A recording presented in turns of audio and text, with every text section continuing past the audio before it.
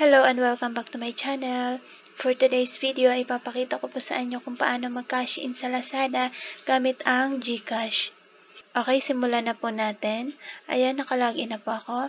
I-click lang po natin itong ating account.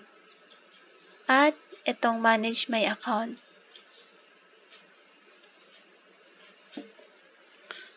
Tapos, click lang po natin itong Lazada wallet. Ayan, zero balance po ako. I-click lang po natin itong cash in. At maglagay lang po tayo ng amount. Ang sabi po dito, minimum amount is 20 pesos. So, try lang po natin ang 50 pesos. Okay? Then, continue.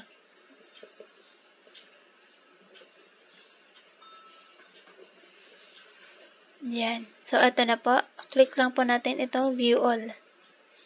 And then, GCash e-wallet.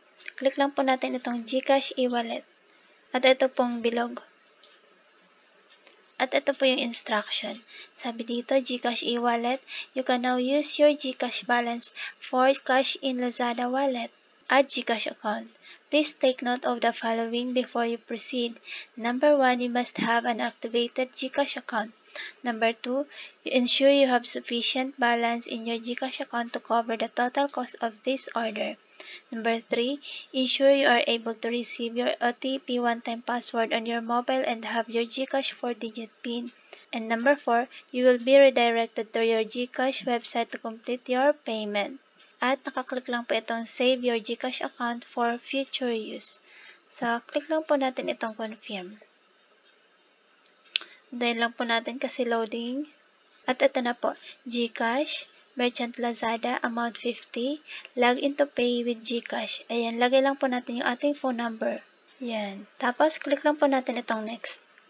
At ilalagay lang po natin dito yung code na marireceive natin through SMS. Ayan na po, 716831. Ayan, submit code. Log into pay with GCash. Enter lang po natin yung 4-digit PIN natin sa GCash. Ayan. And then, next. Ayan po. Merchant Lazada, amount 50. Ang balance ko po sa GCash ay 4,289. Then, click lang po natin itong agree and pay. Ayan. Antayin lang po natin kasi loading. At ito na po. Sabi dito ay, thank you. We have received your top-up request, 50 pesos. And then, click OK.